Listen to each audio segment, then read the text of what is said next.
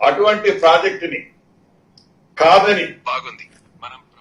అటువంటి ప్రాజెక్టుని కాదని కేవలం వారి స్వార్థం కోసం, వారి స్వలాభం కోసం, వారి గొప్పతనం కోసం, వారి రాచరికాన్ని చూపించడం కోసం, వారి అకౌంట్లను నింపుకోవడం కోసం కాళేశ్వరం అనే ఒక మహా అద్భుతం 7 ఇంతలు కాదు ప్రపంచంలో ఉంది, ఇది 8వ ఇంత అని మాటలతో తెలంగాణ ప్రజలను నమ్మపలికి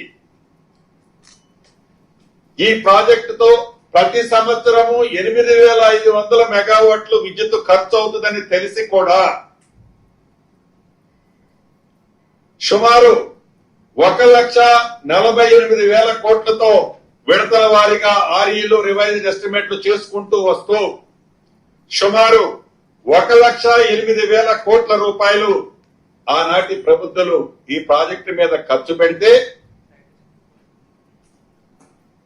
వారు అధికారంలో ఉన్నప్పుడే ఏదైతే 8వ అద్భుతంగా కట్టిన ఈ కాళేశ్వరానికి సంబంధించిన 3 బ్యారేజీలు కానివ్వండి, మిగిలిన వర్కులు కానివ్వండి, పంప్ హౌజులు కానివ్వండి, వారు అధికారంలో ఉన్ననాడే ఆ 4 సంవత్సరాల్లో వీరు లిఫ్ట్ చేసిన నీరు ఎంతయా అంటే 162 టీఎంసీలు.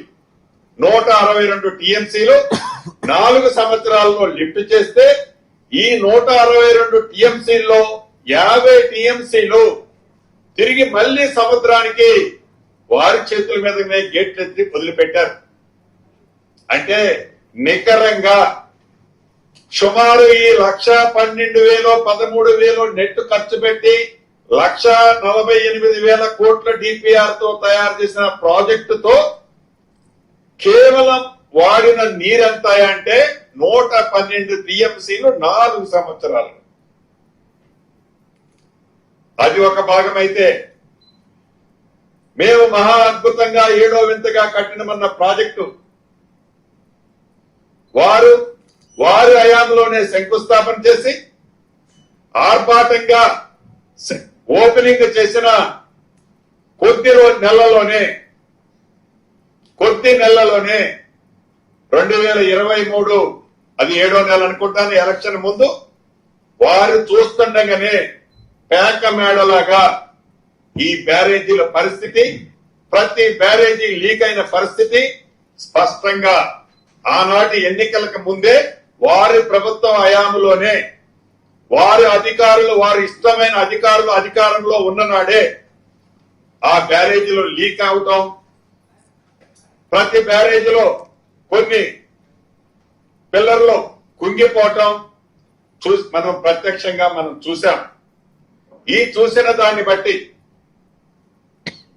తెలంగాణ ప్రజలు 2023 డిసెంబర్ మొదటి వారంలో ప్రజా ప్రభుత్వాన్ని తెచ్చుకున్న తర్వాత ఏ డ్యాములు అయితే అద్భుతంగా కట్టామని చెప్పిన వాటి మీద కేంద్ర ప్రభుత్వ సంస్థలతో వాటిని పూర్తిగా విచారణ చేయించి ప్రాథమిక report, in depth report submit చేసిన తర్వాత దానికి సంబంధించిన గుట్టంతా రట్టైన సంగతి కూడా రాష్ట్ర ప్రజలకి, ఇక్కడ ఉన్న మీడియా మిత్రులు కూడా ప్రత్యక్షంగా తెలుసు. తదుపరి పదే కేంద్ర ప్రభుత్వం ఆనాడు తెలంగాణ రాష్ట్రంలో అధికారంలో ఉన్నప్పుడు కేంద్రంలో ఉన్న ప్రధానమంత్రి గారు కానివ్వండి, ప్రతి కేంద్ర మంత్రి గారిని కానివ్వండి, ఆనాడు ఈ రాష్ట్రానికి వచ్చినప్పుడు కాళేశ్వరం ఈ రాష్ట్ర ప్రభుత్వానికి ఏటీఎంగా ఉంది, మేము తప్పకుండా దీని మీద ప్రత్యేకమైన ఎంక్వైరీ చేపిస్తాం, రాష్ట్ర ప్రభుత్వం కనుక కోరితే ఏసీబీ ఏదైతే సిబిఐ ఎంక్వైరీ కూడా పెడతామన్నారు. దీన్ని దృష్టిలో పెట్టుకొని కేంద్ర ప్రభుత్వ సంస్థలు ఇచ్చిన నివేదికల ప్రకారం ఒక నిబద్ధత కలిగిన సుప్రీంకోర్టు రిటైర్డ్ జడ్జి ఘోష్ గారిని దీనికి ఒక కమిటీకి వేయటం జరిగింది.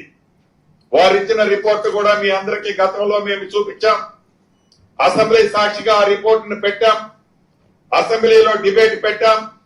ఆ డిబేట్ లో ప్రధాన ప్రతిపక్షం అద్భుతమైన కట్టిందని చెప్పిన వారు కూడా ఆ డిబేట్ నుంచి ఎట్లా ఎస్కేప్ కావాలనో దారులు ఎత్తుక్కొని ఎస్కేప్ అయిన సందర్భం మీరు చూశారు. తదుపరి దీన్ని కేంద్ర ప్రభుత్వ సంస్థ అయిన సిబిఐకి హ్యాండ్ ఓవర్ చేసిన సంగతి కూడా మీకు తెలుసు. సిబిఐకి హ్యాండ్ ఓవర్ చేసినది ఎన్ని నెలలు అయిందో మీకు తెలుసు.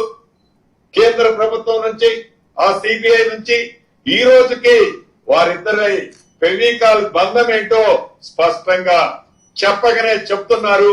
దాని మీద ఏ రకమైన ఎంక్వైరీలు కానీ ఇతరత్రా రాకపోవడం దురదృష్టకరం.